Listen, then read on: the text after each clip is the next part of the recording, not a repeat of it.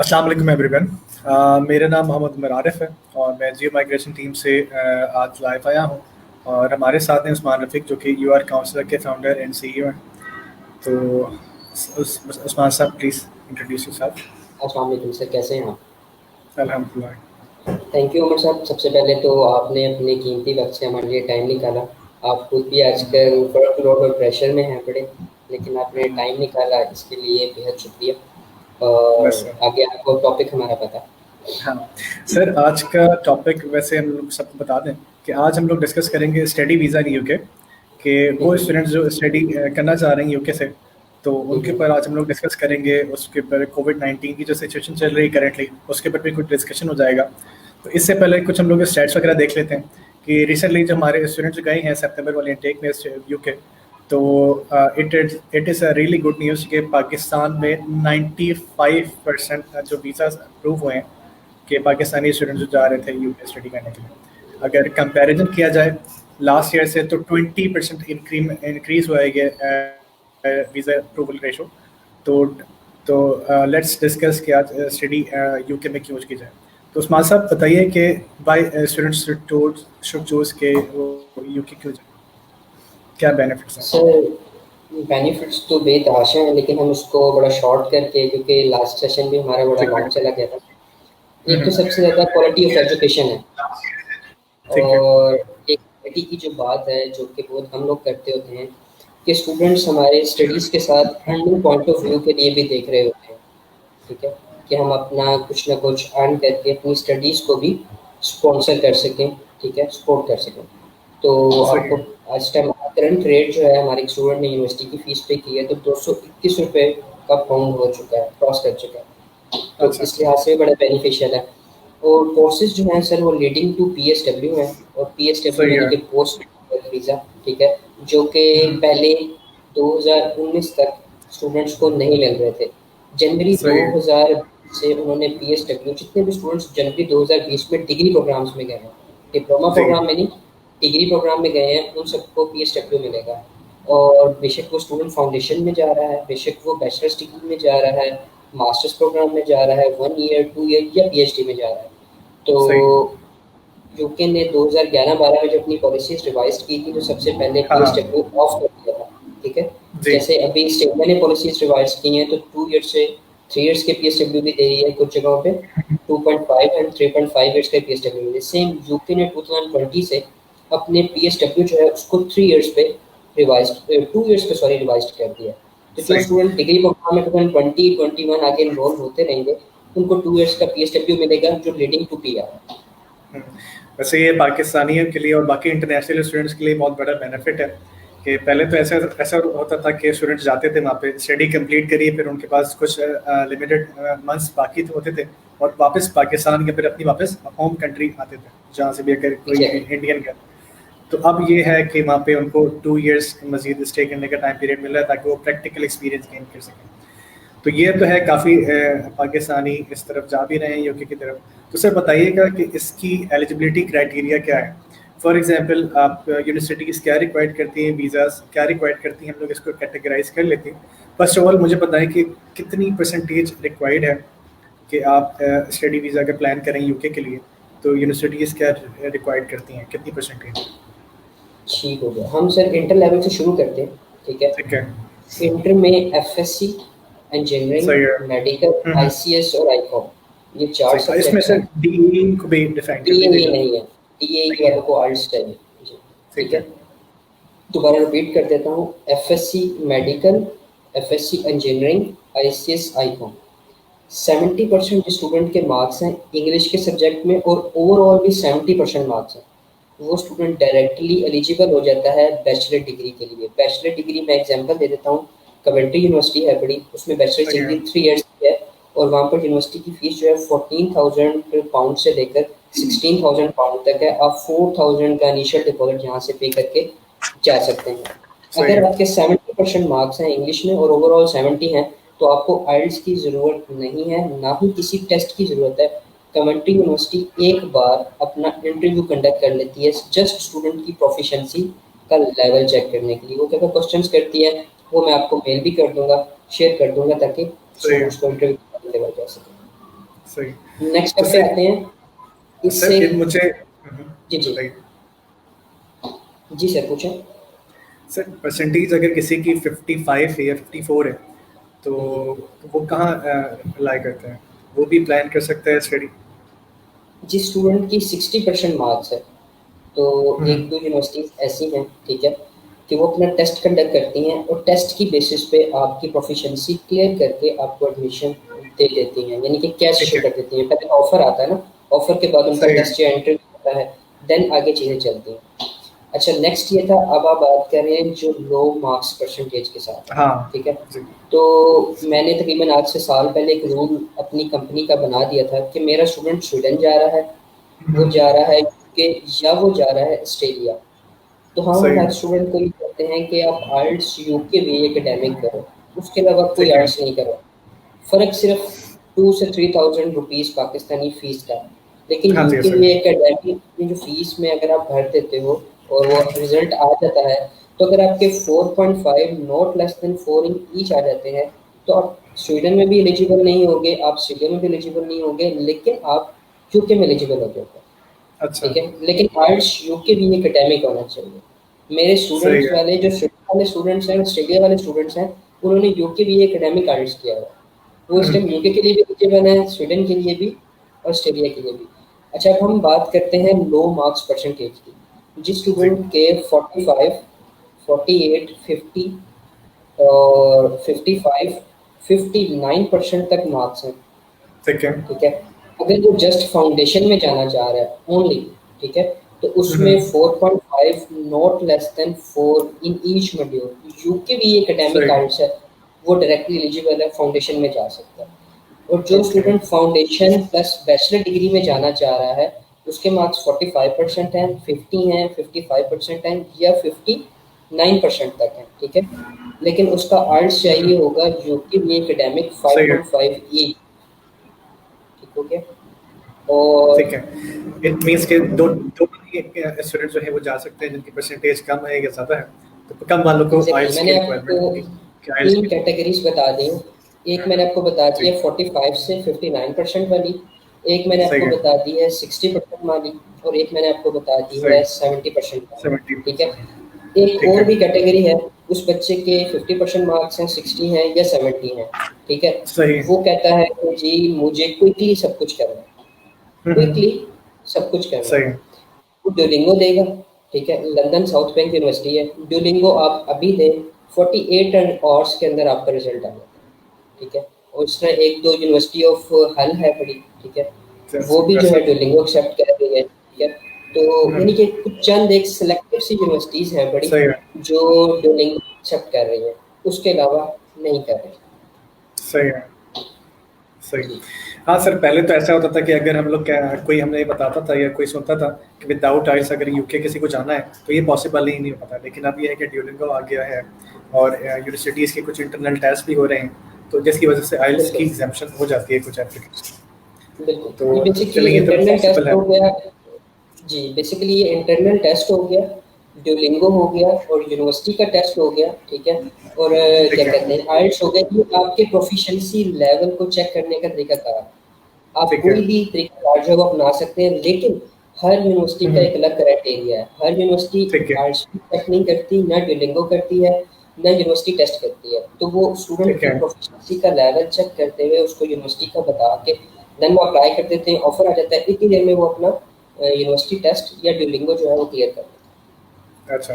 अच्छा सर, कोई अगर इंटरनल टेस्ट कंडक्ट कर रही है यूनिवर्सिटी, तो चूंकि वीज़ा की भी एक रिक्वायरमेंट होती है कि आपको इंग्लिश लैंग्वेज की रिक्वायरमेंट्स को मीट करना है, तो हैं। यूनिवर्सिटी कोई ऐसा लेटर वगैरह इशू करती है कि जिसमें लिखा हो कि आपको आइल्स एग्जाम्प्ट हो गया है, तो जो जस्टिफाई करती हैं हम लोग वीज़ा प्रोसेस करते हुए? सर वहाँ ये नहीं लिखा हुआ था कि आइल्स एग्जाम आ गया, ठीक है? मैं अपने हम्म। मुख्तलिफ यूनिवर्सिटीज़ के कैश लेटर जो हमारे इशू हुए हैं, वो मैं ठीक है। आपको भेज दूँगा, आप उसको पढ़ लीजिएगा, रीड आउट कर लीजिएगा। उसमें एक वो लिखी होती है, एक डिटेल फॉर्मेट लिखी होती है कि हम्म। किन बेसिस पे हमने इनको एग्जामेशन दी है। वहाँ लिखा हुआ आता है कि स्टूडेंट की ये एजुकेशन है, ठीक है? इसने सही। या वो दिया है, या यूनिवर्सिटी का टेस्ट दिया है, या on the basis of interview आपका सही है। कैश लेटर, ठीक है? कैश सही। लेटर के ऊपर ये बखसूस स्टेटमेंट लिखी हुई आती है, वहाँ पर ये नहीं लिखा हुआ था एग्जाम्पशन भी है, ठीक है? ओके। ये एग्जामिशन जो वर्किंग है पड़ी वो यूनिवर्सिटी के बैकएंड पे है। कैश सही लेटर जो है वो हमने इमिग्रेशन को इशू करना होता है, तो उसमें हम एग्जामिशन का लफ्ज यूज नहीं कर सकते। वहाँ तो हमने ठीक अपनी है प्रोफिशिएंसी क्लियर की है।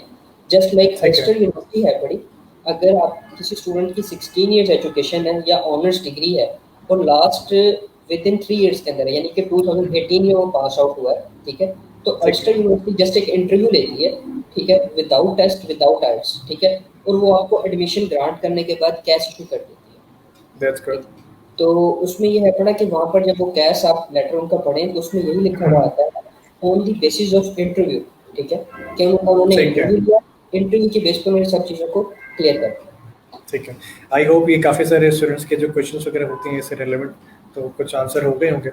तो नेक्स्ट सर इसमें ये है कि एजुकेशन गैप अगर किसी का है कि कुछ स्टूडेंट्स को फाइनेंशियली इशू होते हैं, कुछ में कुछ और वो प्लान कर रहे होते हैं जिसकी वजह से कुछ गैप आ जाता है, तो एजुकेशन गैप एक्सेप्टेबल है यूके में? यूके में सर हमारी कोशिश होती है कि इंटरमीडिएट स्टूडेंट का 2 ईयर से ज़्यादा का गैप ना लें। ये रूल तो हमने इम्प्लीमेंट यही किया है, लेकिन CEZ Cambridge education group study हाँ ग्रुप हाँ में भी यही रूल इम्प्लीमेंट किया हुआ है। यानी कि एक स्टूडेंट है बड़ा, उसने 2018 में इंटरमीडिएट की है, तो उसका इस जनवरी और फरवरी में एडमिशन हो सकता है, इस स्टेज पर भी हो सकता है, लेकिन ये जनवरी सही है फरवरी कर गया तो शायद की बात है उसका 2 इयर्स के गैप के बाद एडमिशन ना हो, उसमें भी उसको जस्टिफिकेशन देनी पड़ती है। यानी कि जब हम स्टूडेंट को देखते हैं कि इसकी प्रोफाइल क्या है, उसके सही मुताबिक है उसकी जस्टिफिकेशन को एक्सपीरियंस लेटर जो है या उसके फादर का बिजनेस है बड़ा, तो उसमें जस्टिफाई करते हैं कि ये स्टूडेंट कहाँ बिजी था इन 2 इयर्स के दरमियान में। अगर वो सही स्टडी है कर रहा है, यानी सपोज कराची यूनिवर्सिटी है, अगर एक स्टूडेंट है उसने इंटरमीडिएट किया 2018 में, ठीक है, उसके सही बाद है उसने 2 सेमेस्टर्स कराची यूनिवर्सिटी में अभी वो पढ़ रहा है बड़ा, तो उसके कराची यूनिवर्सिटी के से हम पार्शियल ट्रांसक्रिप्ट ले लेते हैं, यानी कि प्रोविजनल ट्रांसक्रिप्ट भी कहते हैं या ठीक है सेमेस्टर रिजल्ट्स कहते हैं, वो हम साथ लगा देते हैं। उसका बेनिफिशियल ये होता है कि हमारा गैप जो है वो फिल हो जाता है उस रिजल्ट की वजह से। चलिए that's good। तो सर अगर कुछ ऐसे भी स्टूडेंट्स हमारे पास आते हैं जो कि कहते हैं कि हमारे लाइक 2015 में उन्होंने ग्रेजुएशन कंप्लीट करी थी 4 इयर्स की, तो उसके बाद से वो एक्सपीरियंस गेन कर रहे हैं कहीं लाइक प्रोफेशनल एक्सपीरियंस है उनके पास, तो वो भी प्लान कर सकते हैं स्टडी फॉर मास्टर्स? एग्जैक्टली, जिसने 16 इयर्स की एजुकेशन की हुई है ना, ठीक है, उसका गैप 3 इयर्स का है, 5 इयर्स का है या 10 इयर्स का है, क्योंकि अच्छा उनके पास प्रोफेशनल एक्सपीरियंस है। आफ्टर ठीक है ग्रेजुएशन जो करनी ही जॉब होती है ना पूरी दुनिया में, इंटरमीडिएट सही लेवल है के बाद जॉब थोड़ा सा टफ होती है, ठीक है। उनको भी इमिग्रेशन भी देख रही होती है कि एक साइड पे 50 लाख की स्टेटमेंट शो करवाती है, दूसरी साइड पे हम लोग शो करवा रहे हैं कि 15,000 रुपए की जॉब कर रहे हैं, बनता नहीं है, ठीक है। तो सही है उनके चीज़ें होती हैं, उनको देख के आगे आंसर्स करने होते हैं, ठीक है। तो 16 ईयर्स सही एजुकेशन या ऑनर्स डिग्री के बाद 10 साल का भी सही गैप एक्सेप्टेबल है। सेफ साइड पे कोशिश करें, स्टूडेंट्स को ये रिकमेंड करें कि आइल्स करें। अगर वो आइल्स नहीं करते तो फिर ड्यूलिंगो तो आपको पता है, ठीक है, ठीक जैसे है कि यूनिवर्सिटी है वहाँ पर एमबीए हो रहा है, वो ड्यूलिंगो की उनकी जो एलिजिबिलिटी क्राइटेरिया ओवरऑल 100 मार्क्स हो ईच 90, किसी भी यानी कि कंपोनेंट या मॉड्यूल में 90 से कम ना हो, वो सही डायरेक्टली 16 ईयर एजुकेशन वाला स्टूडेंट वहाँ पर एलिजिबल है। सेम ऐसे अच्छा ही सर जी। जी 16 ईयर्स एजुकेशन में अगर किसी ने एक तो डिग्री होती है, किसी की 4 इयर्स की कंप्लीट डिग्री होती है, एक वो भी प्रोग्राम्स होते हैं जो बंदे 2 इयर्स का बीकॉम करते हैं उसके बाद 2 इयर्स का एमकॉम करते हैं, वो भी 16 ईयर्स के एजुकेशन के इक्विवेलेंट हो जाते हैं, क्या वो भी एलिजिबल हैं अपना एमएस करने के लिए डायरेक्टली? एग्जैक्टली, यानी कि आप बात कर रहे हैं 2+2, 2 इयर्स की 2+2 बैचलर्स, 2 इयर्स यस का master equal to 16 years education. हाँ एग्जैक्टली सर, वो लोग भी स्टूडेंट्स एलिजिबल हैं, वो 1 साल के मास्टर तो प्रोग्राम में भी सेम जा ही सकते हैं। क्राइटेरिया होगा? Same criteria. ठीक है सर इसमें ये बताएं कि ट्यूशन फीस कितनी कितनी होती है एवरेज फॉर अगर कोई बैचलर्स करने के लिए जा रहा है और कोई मास्टर्स करने के लिए जा रहा है, तो ट्यूशन फीस कितनी होती है एवरेज? एग्जैक्टली, आपने क्वेश्चन पूछ लिया, हमारे पास भी कमेंट्स में यही क्वेश्चन आए हुए हैं। सर फाउंडेशन जो है वो अप्रॉक्सीमेटली 9 to 10 मंथ्स की होती है, और कुछ जगहों पे 8 मंथ्स की फाउंडेशन भी ऑफर हो रही होती है, जैसे कि ठीक है हर्डल्सफील्ड है, वहाँ का जो उनका ड्यूरेशन है पड़ा वो 8 मंथ्स है पड़ा, ठीक है। ठीक है तो उसकी फीस राउंड लास्ट जो स्टूडेंट की थी 13,951, हम इसको राउंड कर लेते हैं, 13,000 to 15,000 पाउंड जो है वो ठीक है फाउंडेशन की फीस होती है। आपने मिनिमम 7,000 73,000, 77,000, ये ओवरऑल जितनी भी पूरे यूके में फाउंडेशन हो रही हैं, मैं उनका आपको एक ठीक है, जनरल सा ठीक है, एवरेज, बता हाँ, रहा हूँ, ठीक एवरेज है, बता रहा हूँ, ठीक है? कि यानी कि एलएसपीयू है वो 7300 पाउंड लेती है इनिशियल डिपॉजिट, उसके ठीक है, बाद हडर्सफील्ड है वो 7700 पाउंड लेती है इनिशियल डिपॉजिट, और 8 मंथ्स की होती है हम्म, फाउंडेशन, और 10 टू 11 मंथ्स का वीज़ा ग्रांट होता है। और अगर स्टूडेंट अच्छा, फाउंडेशन प्लस बैचलर डिग्री में जा रहा है, तो फाउंडेशन प्लस 3 इयर्स की bachelor degree, total duration approximately रहता है 44 से 45 मंथ्स का, और वीज़ा जो ओके, ग्रांट होता है वो होता है 5 इयर्स का, और कैश जो सही, मिलता है वो आपको 5 इयर्स का ही मिलता है। अच्छा। और ये 5 इयर्स मतलब कि अगर स्टडी वीज़ा जब तक आपका है, तो ये तो हो गया कि आप स्टडी कंप्लीट करें और उसके बाद फिर आप पीएसडब्ल्यू के लिए भी अप्लाई कर सकते हैं और एमएस के लिए भी वहाँ पे रहते हुए अप्लाई कर सकते हैं, पॉसिबल है? एग्जैक्टली, बिल्कुल रहते हुए आप वहाँ पर पीएसडब्ल्यू के लिए अप्लाई कर सकते हैं। ये बेसिकली सही है। जो आपको ड्यूरेशन दिया जाता है ना, हम्म, ये देखिए अगर आपकी 3 इयर्स की बैचलर डिग्री है वो 36 मंथ बनते हैं, और आपको वीज़ा मिल रहा है 40 मंथ्स का, तो जो 4 महीने सही के है, लिए आपको वीज़ा दिया जा रहा है, वो दिया ही इसलिए जा रहा है कि आपके ये पास टाइम हो आप अपना पीएसडब्ल्यू अप्लाई कर सकें, ठीक है? सही अगर आप फर्दर स्टे करने के लिए अपने आप प्लान करें कि कौन सा एग्जैक्टली, आपका और वीज़ा आपको सेट 12 मंथ्स का अगर आपका प्रोग्राम है पूरा, तो वीज़ा जो आपको मिल रहा है वो है। 13 टू 14 और 15 मंथ्स का मिल रहा है, और अगर आपका हाँ, 24 मंथ्स का डिग्री प्रोग्राम है पूरा, तो जो आपको वीज़ा मिल रहा है वो 26, 28, 27 या 28 मंथ्स का मिल रहा है, तो ये सही। पैटर्न अच्छा सर, काफ़ी सारे स्टूडेंट्स जो है एमएस करने के लिए जाते हैं, ज़्यादातर है। इंजीनियरिंग मैनेजमेंट हो गया, एमएस या फिर प्रोजेक्ट मैनेजमेंट हो गया, एमबीए हो गया। तो उसका बताइए कि उसकी ट्यूशन फीस कितनी होती है और एप्लीकेंट ने पाकिस्तान से कितनी फीस पे करनी होती है? मैं बिल्कुल एवरेज आपको बताऊँगा, वहाँ पर राउंड जो हाँ, फ़ीस चल रही है वो 12,500 से लेकर 15,000 पाउंड तक चल रही है पर ईयर फ़ीस, ठीक ठीक है? है, एक साल, और जी, उसके बाद कुछ यूनिवर्सिटीज़ हैं वो 3,000 पाउंड का इनिशियल डिपॉज़िट लेती हैं, कुछ ठीक यूनिवर्सिटीज़ हैं है, वो 500 पाउंड का इनिशियल डिपॉज़िट लेती हैं। अच्छा, ठीक है, कुछ और यूनिवर्सिटीज़ हैं बड़ी, अ, नाम मुझे भूल गया है, नाम मुझे नहीं इस टाइम ठीक है, यूनिवर्सिटी का, जैसे कि सही है, अल्स्टेड है, वो ठीक है। 3,000-4,000 पाउंड का इनिशियल डिपॉज़िट लेने के बाद जो है आपको कैश लेटर इश्यू कर देती हाँ, है। मेजॉरिटी ऑफ यूनिवर्सिटीज़ जो हैं आपको जैसे लिंकन यूनिवर्सिटी भी हो गई 3500 पाउंड के ऊपर आपको आपका कैश और एडमिशन कैश इश्यू कर कर देती देती है, है। बिल्कुल। ठीक है। तो सर वहाँ पे जाने के बाद स्टूडेंट ने देखें 1 साल की तो ट्यूशन फीस पे करनी है। 3500 हम लोग कंसिडर कर लेते हैं फिलहाल। एक यूनिवर्सिटी ने आपको ये इनिशियल अमाउंट पे कर दिया आपने पाकिस्तान से। एप्लीकेंट का वीज़ा ग्रांट हो गया, वो यूके चला गया। तो वहाँ पे जाने के बाद उसने वो बाकी रिमेनिंग जो फीस होती है वो कैसे पे करनी है और कब-कब कोई इंस्टॉलमेंट्स वगैरह प्लान होते हैं उनके? सर हर यूनिवर्सिटी का एक अलग-अलग रूल है, हर किसी का अच्छा, क्राइटेरिया अलग है। सपोज़ पोर्टमोस्ट यूनिवर्सिटी है, मैंने अपने स्टूडेंट्स को इसमें थोड़ा-सा फैसिलिटेट किया है कि वो ठीक है। 3500 पाउंड यहाँ से पे करके जाएँगे सेमेस्टर का। हुँ, वहाँ अच्छा, जाने के बाद यूनिवर्सिटी उनसे पैसे नहीं माँगेगी, ठीक है? ओके, कम से कम 60 डेज़ तक वो उनसे कुछ भी नहीं माँगेंगे। आफ्टर 60 डेज़ के बाद उनकी इनवॉइस ऑटोमेटिक तौर पे जनरेट हो जाएगी।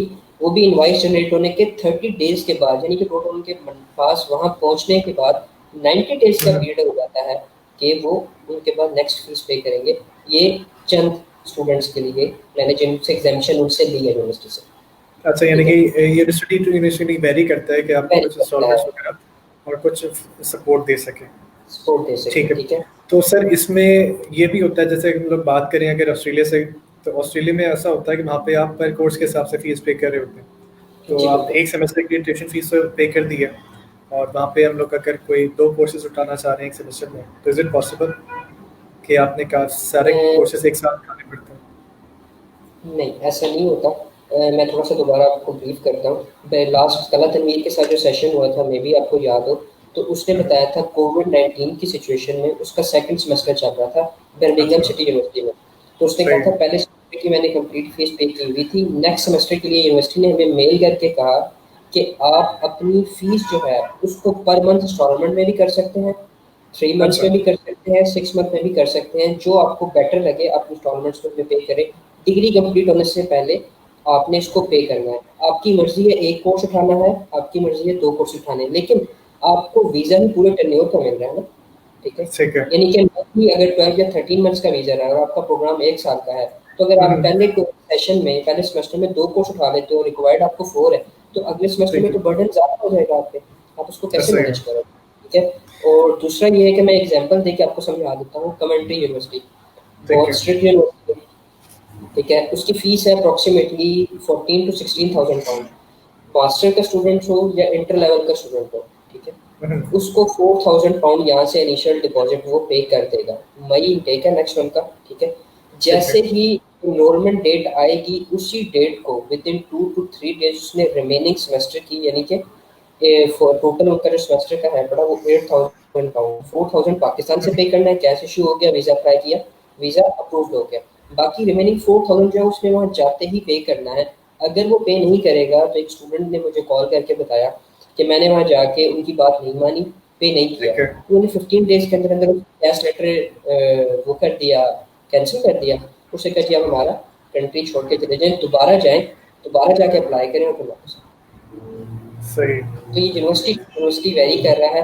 हर यूनिवर्सिटी आपको वो नहीं दे रही, फैसिलिटेट नहीं कर रही, ठीक है? जैसे कि ठीक है। विलियम्स यूनिवर्सिटी, पोर्टमाउथ हो गई, अल्स्टर हो गई, ठीक है? चेस्टर यूनिवर्सिटी हो गई, नॉर्थम्बरिया यूनिवर्सिटी हो गई। ठीक है। ये थोड़ा फैसिलिटेट कर रही हैं, जो हैम्पटन यूनिवर्सिटी है वो बिल्कुल नहीं कर रही। सही। अच्छा, कुछ सर यूनिवर्सिटीज़ जो होती हैं, यूनिवर्सिटी खुद भी अपनी स्कॉलरशिप्स वगैरह निकाल रही होती हैं। जैसे कि मैं बात करूँ, लिंकन यूनिवर्सिटी थी, पाकिस्तानी स्टूडेंट्स को 5,000 पाउंड तक की उनको स्कॉलरशिप मिल रही थी। हम्म। तो स्कॉलरशिप्स कितनी तक मिल सकती हैं? फुली फंडेड भी होती हैं या फिर ये लिमिटेड ही होती हैं स्कॉलरशिप्स? सर हम इनको स्कॉलरशिप्स नहीं कहते, स्कॉलरशिप्स के नाम से काफ़ी सारी चीज़ें तो आ रही होती हैं, बेसिकली हम इन्हें कहते हैं fees discount in okay. Easy words में। स्कॉलरशिप का मतलब होता है वो आपको स्पॉन्सर कर रहे हैं, ठीक है? ठीक है। तो वो लोग फीस डिस्काउंट देते हैं, तो फीस डिस्काउंट में फाउंडेशन में वो कोई फीस डिस्काउंट नहीं देते, ठीक है? क्योंकि ठीक वैसे है। ही लो मार्क्स परसेंटेज होती लो है। मार्क्स हैं, जिस कुछ स्टूडेंट्स एकेडमिक की स्ट्रांग नहीं। जी, जिस स्टूडेंट की 60 या 65% परसेंटेज है इंटरमीडिएट लेवल पे, तो ठीक है। अप्रॉक्सिमेटली 2,000 से लेकर 3,000 या 4,000 पाउंड की स्कॉलरशिप मिल जाती है। मेरा लास्ट एक स्टूडेंट है, उसको 4,500 पाउंड की स्कॉलरशिप अप्रूव्ड हुई है। उसकी टोटल फीस जो थी वो 14,500 थी। स्कॉलरशिप यानी कि फीस डिस्काउंट मिलने के बाद उसकी जो फीस हो गई, वो 10,000 पाउंड रह गई साल की। सही। डायरेक्ट बैचलर वो कंसीडर हुआ था हैम्पटन यूनिवर्सिटी ठीक में। है। उसके बाद जो है फिर उसकी फीस 10,000 पाउंड रहेगी, 5,000 पे करके जाएगा एक सेमेस्टर की, रिमेनिंग वहाँ पर वो 6 मंथ के बाद पे करेगा। उसके बाद एक और एग्जांपल दे देता हूँ, कमेंट्री यूनिवर्सिटी है, वो अप्रॉक्सीमेटली 1000 से 2000 पाउंड का डिस्काउंट दे रही है। उसके सही है। बाद हैम्पटन यूनिवर्सिटी है, उसकी फीस टोटल जो है वो 13,750 पाउंड है। अच्छा, यूनिवर्सिटी टू ठीक है। यूनिवर्सिटी वैरी है। अच्छा। 13,750 पाउंड उनके साल की फीस है। जिस स्टूडेंट के 60% मार्क्स है उसको 10% स्कॉलरशिप, जिसके 70% मार्क्स है उसको 20% स्कॉलरशिप, जिसके 70% प्लस है उसको वो 30% ठीक है। स्कॉलरशिप दे। तो ठीक है। यूनिवर्सिटी टू यूनिवर्सिटी कर रहा है, 1000 से लेकर 5,000 पाउंड का फीस डिस्काउंट है। ठीक है, मतलब ये स्कॉलरशिप वगैरह अवेलेबल हैं। अगर स्टूडेंट एग्जैक्टली। हमसे कोई कांटेक्ट करता है, तो हम लोग उनकी पहले स्कॉलरशिप अप्लाई करेंगे, देखेंगे कि अगर क्राइटेरिया को मीट करे स्कॉलरशिप की, तो उसको वो भी, लेकिन उसके बाद उसको ये कम ट्यूशन फीस उसको पे करके फिर यहाँ से जाना होगा। तो जी। सर ये चीज़ें हैं। और मैं व्यूअर से कहना चाहूँगा, एक दफ़ा अगर कोई हमारी वीडियो को देख रहा है और अगर कोई उसका जानने वाला है, खुद प्लान कर रहा है, तो काइंडली हमारी वीडियोस को शेयर करें। और अगर कोई क्वेश्चंस वगैरह हैं तो हमसे कमेंट्स बॉक्स में पूछें, एंड हम वीडियो के एंड में उन तमाम क्वेश्चंस को आंसर करेंगे बताएं। सर अभी ऑब्वियसली अगर आप किसी अच्छी कंट्री में जा रहे हैं, तो उसकी फाइनेंशियल रिक्वायरमेंट्स भी होती हैं जो मीट करनी होती हैं। तो उसको ज़रा एक्सप्लेन कीजिएगा कि स्टूडेंट्स कैसे अपने फाइनेंशियल रिक्वायरमेंट्स शो करें, बैंक स्टेटमेंट कैसे दिखाए, उसकी क्या रिक्वायरमेंट्स होती हैं? अच्छा सर, मैं इसको थोड़ा सा आपका टाइम लूँगा इसमें। उसकी रीज़न ये है बड़ी कि टायर 4 की जो पॉलिसी थी स्टडी वीज़ा की यूके की, वो चेंज हुई जी। है।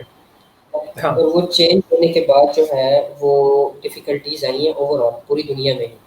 थोड़ा-सा मैं हम्म, आपको टाइप 4 के बारे में एक्सप्लेन करता हूँ कि पहले इनके जो कैश इश्यू करवाने के लिए जो पॉइंट बेस्ड सिस्टम था, वो टोटल 60 पॉइंट चाहिए होते थे, ठीक है? हम्म, लेकिन उन्होंने जब 5 अक्टूबर 2020 के बाद अपना सिस्टम को थोड़ा-सा यानी कि पॉलिसीज़ को चेंज किया, उसमें उन्होंने चेंज किया कि कैश के पहले 40 पॉइंट्स होते थे, उन्होंने कैश लेटर के 50 पॉइंट्स रख दिए, ठीक हो गया? उसके बाद 10 पॉइंट्स रखती है प्रोफिशिएंसी के लिए और 10 रखती है क्या कहते हैं फाइनेंशियल्स के लिए। ठीक है। अब कैश यूनिवर्सिटी ने इशू करना है, ठीक है? तो वो हम्म, 50 पॉइंट की तरफ से होते हैं। ठीक है। यूनिवर्सिटी में आपकी प्रोफिशिएंसी क्लियर करवानी है थ्रू डिलिंगो, यूनिवर्सिटी टेस्ट, इंटरव्यू या आर्ट्स के थ्रू, तो 60 पॉइंट्स हैं वो यूनिवर्सिटी क्लियर तभी करके आपको कैश इशू करती है जब आपके 60 पॉइंट्स क्लियर हो जाते हैं। अब ठीक 10 है। पॉइंट्स रह जाते हैं, वो स्टूडेंट ने खुद पूरे करने होते हैं। वो होते हैं आपकी बैंक स्टेटमेंट। बैंक अच्छा। स्टेटमेंट को हम वही आपके साथ शेयर करने लगा था कि अगर हम विद इन यूके जा रहे हैं तो ठीक पर है। मंथ लिविंग कॉस्ट जो है वो है 1334, ठीक है, पर मंथ ठीक है। लिविंग कॉस्ट है, ठीक है। और पर सही है। ईयर जो कॉस्ट है वो 12,006 पाउंड है पर ईयर। ये सही इनकी है। मंथ जो पॉलिसी न्यू चेंज हुई है फाइनेंशियल्स की, ठीक है, तो पहले उसके कितनी थी सर? मुताबिक पहले थी अराउंड 11,385 पाउंड। तो तो थोड़ा इन सा इसको इंक्रीज करा है इन्होंने। नहीं सर, इस रीज़न की वजह से वीज़ा रिफ्यूज़ हो सकता है। अच्छा।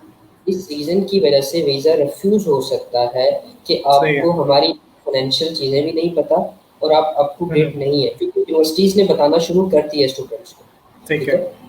12,006 पाउंड जो है पर ईयर कॉस्ट है, प्लस ठीक है। आपने जितनी पे कर दी है उसका रिमेनिंग जितना रह गया है वो आपने अपना बैंक स्टेटमेंट में शो करना है। सही और है। कैश अप्लाई करने के लिए आपको 28 डेज ओल्ड बैंक स्टेटमेंट चाहिए होती है, ठीक हो ठीक गया। है। तो स्टूडेंट जा रहा है आउट ऑफ लंदन, तो आउट ऑफ हम्म। लंदन में पहले था कि 9200 था, लेकिन चेंज मेरे को खास नहीं आया, ठीक है, आउट ऑफ लंदन सही में। है। तो अब 9207 पाउंड पाउंड हो गया ठीक है। अप्रोक्सीमेट, ठीक है। ठीक है। तो इसमें ठीक है। 90 हम 9200 प्लस रिमेनिंग फीस जितनी रह गई है, ठीक है, उसको हम लोग आगे कंसिडर करते हैं। और एक चीज़ यहाँ पर एक ट्रिकी चीज़ है जो मैं आपके लिए और जो व्यूवर्स देख रहे हैं उनके लिए, सर जितना पाउंड का रेट चल रहा होता है ना, कोशिश करें कम से कम 8 to 10 रुपीज़ ऊपर रखें स्टूडेंट के। यानी कि एक स्टूडेंट है उसको ठीक बीस है। हज़ार पाउंड की इक्विपमेंट चाहिए, तो आज का रेट जो है, जो वेस्टर्न यूनियन डॉलर ईस्ट जो है पड़ा, वो 221 रुपये पाउंड है। तो उसको अच्छा। कोशिश करके 230 रुपये पाउंड रखें, क्योंकि खुदा ना खास्ता अगर रेट और इंक्रीज हो जाए तो जब तक स्टूडेंट ने वीज़ा अप्लाई करना है उसके लिए जी। प्रॉब्लम क्रिएट ना हो, ठीक है? हाँ, इसके अलावा ये है कि आप इंटरनेशनली जब पेमेंट करते हैं तो फिर आपके ऊपर टैक्स भी लगता है। तो इट इज़ नेसेसरी कि आप इससे कुछ एक्स्ट्रा अमाउंट भी रखें ताकि वो वो जस्टिफाई हो सके। 5% टैक्स जो है आपकी गवर्नमेंट ने खत्म कर दिया, जो पहले इंटरनेशनल स्टूडेंट्स की फीस पे लगता था। हाँ, वीएटी जो था 5% का। ये वो खत्म कर दैट्स दिया है। गुड। तो आप विद होल्डिंग टैक्स भी स्टूडेंट्स अपना बचा सकते हैं। हम जितना फैसिलिटेट कर सकते हैं स्टूडेंट्स को कि फाइलर हो जाए, उनका विद होल्डिंग टैक्स भी बच जाएगा। और गवर्नमेंट ने 5% इंटरनेशनल स्टूडेंट्स का टैक्स था वो भी खत्म कर दिया है। तो सही डॉलर है। ईस्ट वेस्टर्न वॉल स्ट्रीट यानी कि जो भी करेंसी एक्सचेंज हैं बड़ी, वो 3000 से ठीक है। 5000 अपना चार्जेस लेती हैं और फीस ट्रांसफर हम्म। कर देती हैं। और ट्रांसफर करते वक्त कम से कम 30 या 50 पाउंड ऊपर रखें ताकि फीस वहाँ पर जो जा रही है वो पूरी पहुँच जाए। बीच में इंट्रा बैंक के जो चार्जेस हैं उसमें डिस्टर्बेंस ना हो। अच्छा। अच्छा सर, मुझे ये भी बताइएगा कि कुछ स्टूडेंट्स का ये भी ख्याल होता है कि अगर हम लोग बैचलर्स का कोई प्रोग्राम चूज़ करेंगे, एमएस का कोई प्रोग्राम चूज़ करेंगे कोई स्पेसिफिक, तो ही हमें वर्किंग आवर्स अलाउ होंगे यूके में। तो ऐसा है या फिर आप कोई से भी प्रोग्राम को चूज़ कर सकते हैं आप, और आपको 20 आवर्स पर वीक जो वर्क अलाउ होता है इंटरनेशनल स्टूडेंट्स को सबको होगा? सर स्टूडेंट बैचलर्स में जा रहा है, मास्टर्स में जा रहा है और हम्म। फाउंडेशन प्लस बैचलर डिग्री में जा रहा है, तो ठीक है। लीगली बाय लॉ यूके हम्म। यूकेवीए का जो लॉ है उसमें 20 आवर्स पर वीक आपको अलाउ है। हम्म। अच्छा, तो तमाम स्टूडेंट्स को 20 hours per week work allow होगा। तो सर इसमें कुछ एप्लीकेंट्स ऐसे भी होते हैं जिनकी एज ज़्यादा होती है, एजुकेशन उनकी 16 ईयर्स होती है और एमएस करने के लिए जा रहे होते हैं, तो तब तक उनकी शादी भी हो जाती है और किसी कैसी कुछ किड्स वगैरह भी होते हैं। तो डिपेंडेंट्स को अगर कोई साथ में लेके ट्रैवल कर रहा है तो डिपेंडेंट्स को फुल टाइम वर्क अलाउ होगा? एग्जैक्टली, डिपेंडेंट को फुल टाइम वर्क अलाउ होगा, लेकिन मेन एप्लीकेंट जो है उसको 20 आवर्स पर वीक अलाउ होगा। ठीक है, वो तो हाँ, उसने तो स्टडीज पे फोकस करना है और वर्क भी करना चाहे तो कर सकता है। तो सर इस पे अगर स्पाउस को साथ में लेके जा रहे हैं तो वीज़ा पे कोई इफेक्ट वगैरह आता है? तो वीज़ा वीजे पे रेशो अच्छी इफेक्ट है? आता है अगर आप बैचलर लेवल पे करें। एक स्टूडेंट अच्छा। इंटरमीडिएट लेवल का है, ठीक है, और वो हम्म। बैचलर लेवल पे आगे पढ़ने जा रहा है, तो हम उसको रिकमेंड नहीं करते। कम से कम मैं आपको भी ये एडवाइस करूंगा और देखने वाले स्टूडेंट्स को भी एडवाइस करूंगा कि जो स्टूडेंट इंटरमीडिएट लेवल का है और बैचलर में अप्लाई कर रहा है, तो वो स्पाउस के हम्म। साथ वीज़ा बिल्कुल ही मत अप्लाई करे, वो वीज़ा नहीं देते। मास्टर अच्छा। लेवल पे जो है ना वो सबको वीज़ा दे देते हैं। उसमें फिर ये है कि आपको अपनी स्टेटमेंट जो है वो इंक्रीज करके दिखानी होती है। आपको अपने साथ मेन एप्लीकेंट के साथ स्पाउस का भी आपको अपने ठीक है। फाइनेंशियल करने होते हैं। और ठीक सेम है। ऐसे किड्स हैं तो उनकी भी बैंक स्टेटमेंट इंक्रीज हो जाती है, ठीक है। ठीक है। और जितनी ही वीज़ा फीस है सबकी, उतने ही मेडिकल का क्या कहते हैं एक्सपेंसेस। चलिए दैट्स गुड। अच्छा सर, ये है कि इसमें अगर हम लोग जब बात करें एमएस की, तो एमएस वहाँ पे 1 ईयर का भी है, 1 ईयर से ज़्यादा का भी है। बाकी कंट्रीज भी ऑफर कर रही होती हैं, यूजुअली 2 ईयर्स का एमएस ऑफर कर रही होती हैं। तो 1 ईयर का एमएस थोड़ा फास्ट नहीं है या इजीली यूके हो जाता है स्टूडेंट्स के 95% स्टूडेंट्स जो जाना चाहते हैं वो 1 ईयर के प्रोग्राम में ही जाना चाहते हैं। उसकी रीज़न ये है लिए? ठीक है। कि हमारे स्टूडेंट्स पढ़ाई से भागते हैं। वो कहते हैं कि जो हम ठीक है। वर्किंग क्लास की तरफ जाएँ और ठीक थोड़ी है। सी पार्टी शार्टी हो जाए, ठीक है। तो ठीक है। ज़्यादातर स्टूडेंट्स जो हैं वो कहते हैं 1 साल का प्रोग्राम हो, हमारा एमएस कंप्लीट हो जाए, ठीक है। उसके बाद अच्छा। 2 ईयर्स का पीएसडब्ल्यू। लेकिन हमारे कुछ स्टूडेंट्स ऐसे भी हैं, ठीक है, जो 2 ईयर्स के प्रोग्राम में जा रहे हैं। वहाँ पे उसमें वो हम्म। डिग्री की ड्यूरेशन 2 ईयर्स है पढ़ा, लेकिन उन्होंने हम्म। 1 साल सिर्फ पढ़ना है, ठीक है। और 1 साल वर्किंग आवर्स उनको फुल टाइम अलाउ हो जाएँगे सेकंड ईयर से। वो डिग्री का भी ठीक है। आसान लफ्ज़ों में समझ लें कि इंटर्नशिप हो गई, ठीक है। और यूनिवर्सिटीज़ उसमें आपको खुद रिकमेंड करती हैं, वहाँ पर स्टॉल्स लगते हैं, वहाँ पर डिफरेंट कंपनीज़ आती हैं जो रिक्रूटमेंट करती हैं। वो यानी कि समझ हम्म। लें कि नॉर्थहैम्पटन यूनिवर्सिटी है, रोहैम्पटन है बड़ी, पोर्टमाउथ है, तो उस यूनिवर्सिटी में स्टॉल्स लगेंगे, वहाँ पर डिफरेंट कंपनीज़ आएँगी, ठीक है। स्टूडेंट्स अपनी सीवीज़ लेके आएँगे, वहाँ पर सबमिट करेंगे, ठीक है। वो स्पेशली वो लगते ही उन कंट्रीज़ उस यूनिवर्सिटी के स्टूडेंट्स के लिए हैं कि हम यहाँ पर जो ब्राइट स्टूडेंट्स हैं उनको रिक्रूट कर सकें, ठीक है। जैसे कि एमबीए ठीक है है। 2 ईयर्स का, उसकी फीस है हम्म। पड़ी 1600 पाउंड, 16,000 पाउंड पर ईयर। लेकिन जी। वो पर ईयर की फीस भरनी है, ठीक है। रिमेनिंग नेक्स्ट ईयर जो है वो आपका एज अ प्लेसमेंट ईयर, इनको यूकेवीआई की लैंग्वेज में आसान वर्ड्स में प्लेसमेंट ईयर कहते हैं, यानी कि 1 year study, second year placement. और आपका जो ठीक वीज़े है। का ड्यूरेशन और आपके पास रहने का ड्यूरेशन हो जाएगा वो अप्रॉक्सीमेटली 5 ईयर्स तक का हो जाएगा। 2 ठीक है। ईयर्स की हाँ, मैंने बैचलर डिग्री है। काफ़ी सारी यूनिवर्सिटीज़ जो हैं ये ऑफ़र कर रही हैं कि एक आपको ऐसे प्लस एमबीए भी ऑफ़र कर रही हैं और एमबीए विद प्लेसमेंट ईयर भी ऑफ़र कर रही हैं। तो इसको थोड़ा-सा और एक्सप्लेन कर दें कि डिफरेंसेस इसमें क्या-क्या हैं? कि सर इसमें मेजर डिफरेंस जो है वो एक ही है, ठीक है, कि उसमें 1 ईयर ड्यूरेशन है और वीज़ा जो आपको मिलता है 13 टू 14 मंथ्स का मिलता है, ठीक है। और जो दूसरा है पड़ा उसमें ये अच्छा। है पड़ा कि अगर 24 मंथ्स का प्रोग्राम है पड़ा तो वीज़ा मिलेगा आपको 26 से 28 मंथ्स का। 1 साल आपको पढ़ना पड़ेगा, 1 साल आपका प्लेसमेंट ईयर है, उसमें आप एनीवेयर इन ठीक है। यूके आप जॉब अप्लाई कर सकते हो। अच्छा, सही है। तो फिर पीएसडब्ल्यू के लिए भी आपको जब अप्लाई करना है तो वीज़ा एक्सपायरी से थोड़े पहले ही अप्लाई करते हैं पीएसडब्ल्यू के लिए। अगर आपको विद प्लेसमेंट ऑफर ले रहे हैं तो आप वहाँ पे 2 साल एमपीए विद प्लेसमेंट ईयर और 2 साल का पीएसडब्ल्यू, 4 ईयर्स टोटल की हो जाते हैं। अगर विदाउट प्लेसमेंट एग्जैक्टली। ईयर लेते हैं तो पीएसडब्ल्यू 2 ईयर्स का और 1 ईयर एमपीए, तो 3 ईयर्स की बनाते हैं। तो बेनिफिट है स्टूडेंट्स के लिए, उनको प्लेसमेंट ईयर के साथ जाना चाहिए। तो सर इसमें ये बताइएगा, अब स्टूडेंट्स ने वहाँ पे जाने के बाद स्टडी भी कर ली, पीएसडब्ल्यू भी ले लिया, और अगर इन केस कोई उसको ऑफर लेटर हो जाती है तो पीएसडब्ल्यू के बाद कैसे वो फर्दर स्टे कर सकता है? कि पॉसिबल है यूके सिटीजनशिप अप्लाई करना? यही मेजर एक क्वेश्चन था जो कि आमतौर पे हम्म। हमारे पास स्टूडेंट्स आते हैं कि जी हमें यूके हम्म। नेशनलिटी देगा कि नहीं देगा।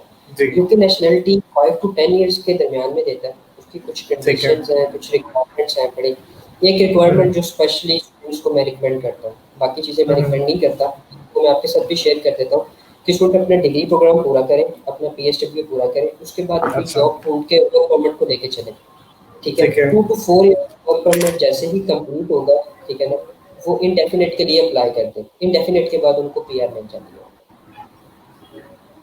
चलिए दैट्स गुड के वहाँ पे ऑप्शंस अवेलेबल हैं पीआर के। ऑप्शंस तो सर अवेलेबल है, इसमें इसके ये अलावा भी बताएं कि हम स्टूडेंट्स को रिकमेंड नहीं करते। सर एक चीज़ है जो मेडिकल और जो इंश्योरेंस होता है, तो मेडिकल इसमें हम्म। कब करवाना होता है स्टडी वीज़ा के लिए?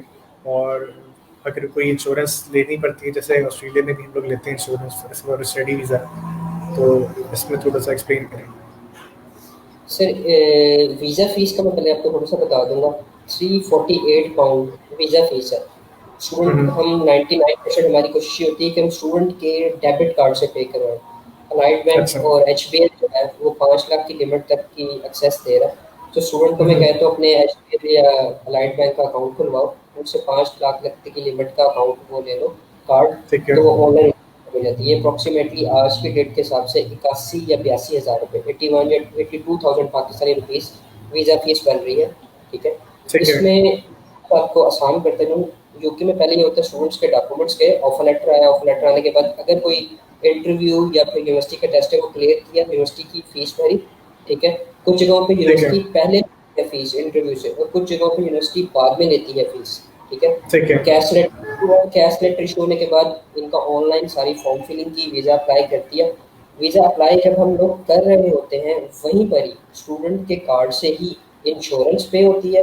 अगर बच्चा जा रहा है, स्टूडेंट जा रहा है 3 इयर्स के बैचलर्स प्रोग्राम पे, तो उसको ठीक है। 300 पाउंड पर ईयर के हिसाब से इंश्योरेंस चार्ज होगी।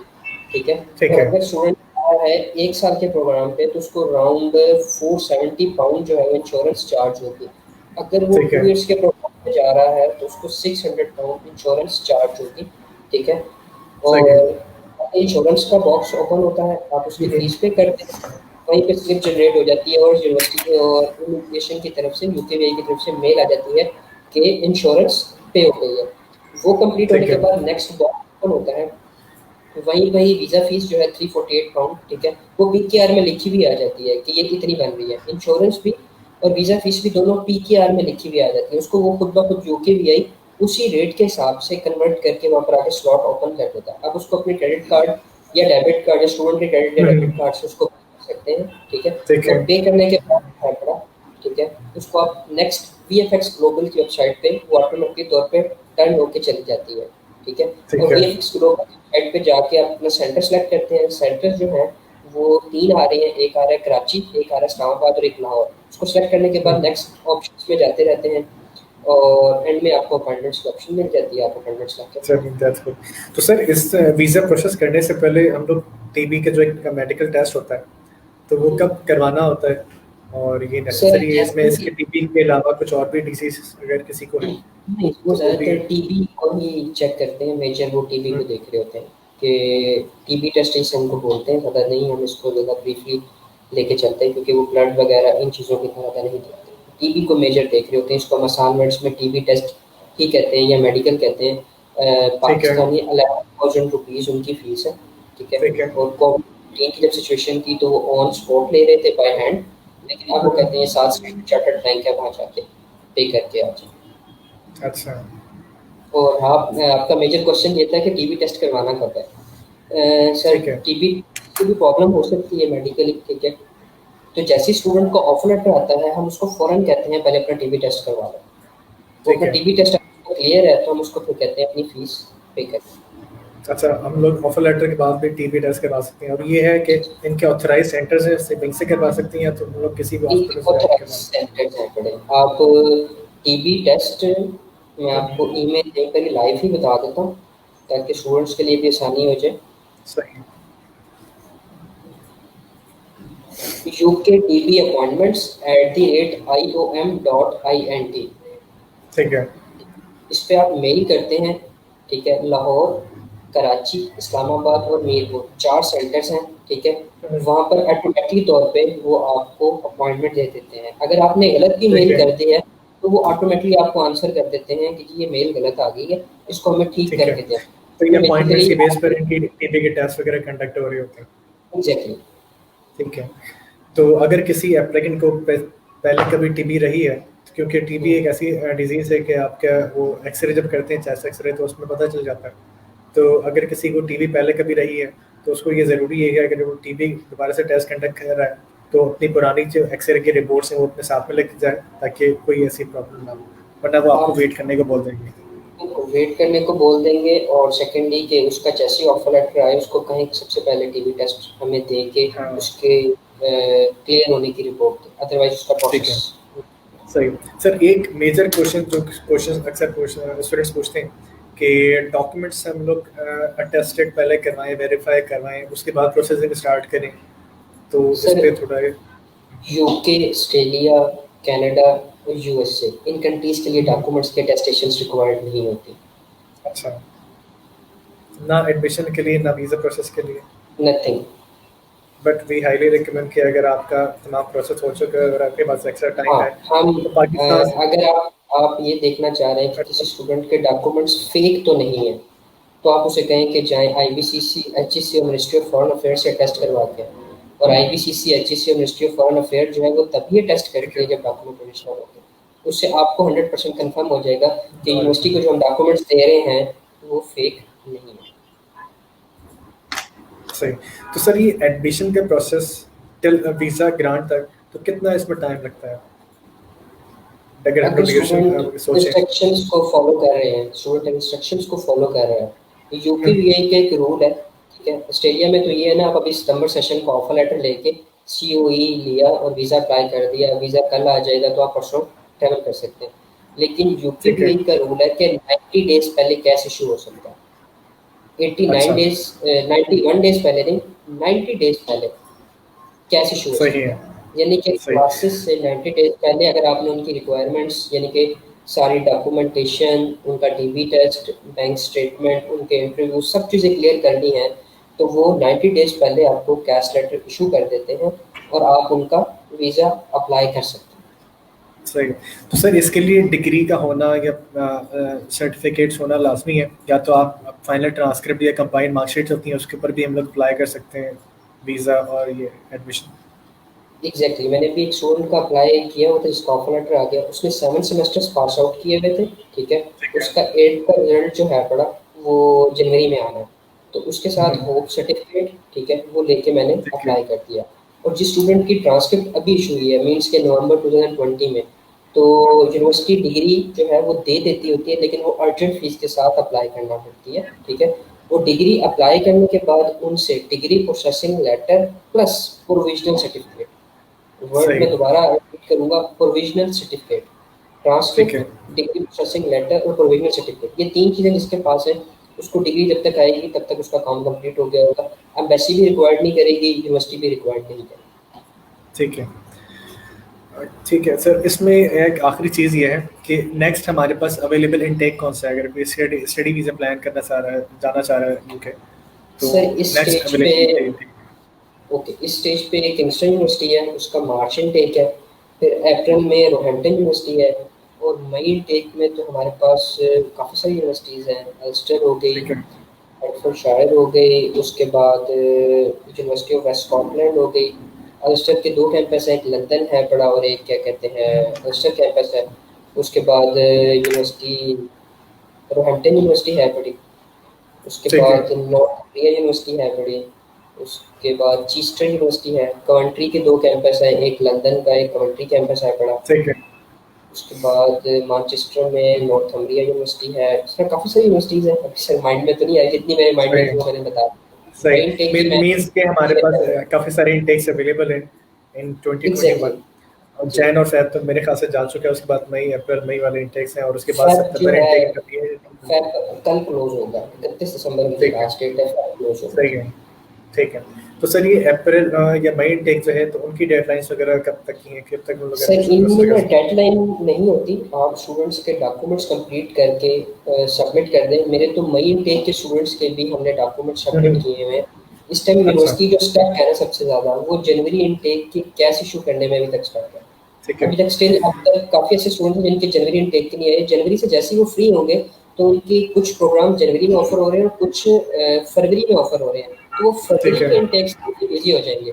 तो वो जैसे ही फरवरी इनटेक से जैसे फ्री होंगे कैश वाली टीम, तो एडमिशन लेटर यहाँ से आना शुरू हो जाएंगे। और साथ उनकी आधी टीम जो है बड़ी, जो वर्क एट होम है, जैसे कि पोर्टमोर की यूनिवर्सिटी है, वो इस टाइम बंद पड़ी हुई है, यूके ऑफिस उनका ठीक बंद है। है, लेकिन उनका पाकिस्तान ऑफिस जो है वर्किंग कर रहा है। और वो बच्चों को कैश लेटर के डॉक्यूमेंट्स पूरे करवा के उनके इंटरव्यू लिए जा रहा है, उसको क्रेडिबिलिटी इंटरव्यू पास किया जा रहा है। जैसे ही 4 जनवरी को यूनिवर्सिटी खुलेगी उनके केसेस इशू हो जाएंगे।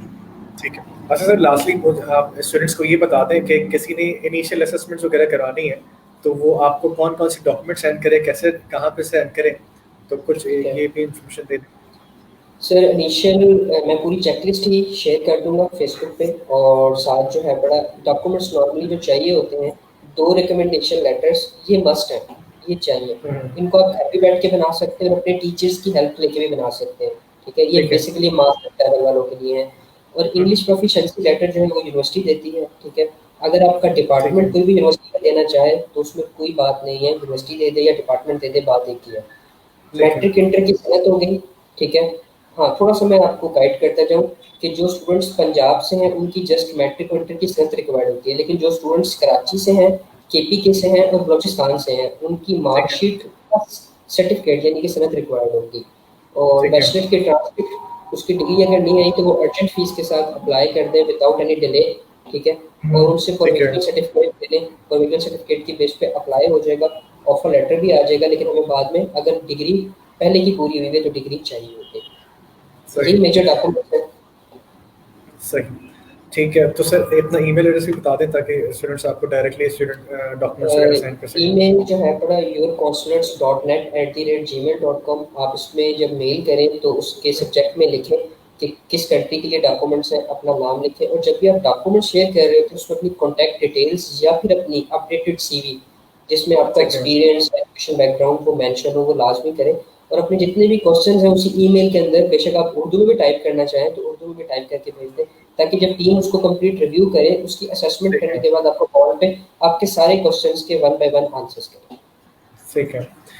तो सर फिलहाल लास्ट एक टॉपिक है हमारा कि एज यू नो कि करंट जो सिचुएशन हमारी चल रही है कोविड-19 की, तो इसके हवाले से इस पे आप कुछ कमेंट्स करना चाहें? सर, कोविड-19 में 2 ही तो कंट्रीज़ थे पूरी दुनिया में जो कि ओपन थे और वीज़ा भी दे रहे थे, उनकी फ्लाइट्स भी ओपन थी। एक ठीक है। स्वीडन था, वो बंद नहीं हुआ, ठीक है, उन्होंने ठीक है। वीज़े भी दिए, ट्रैवलिंग भी ओपन थी।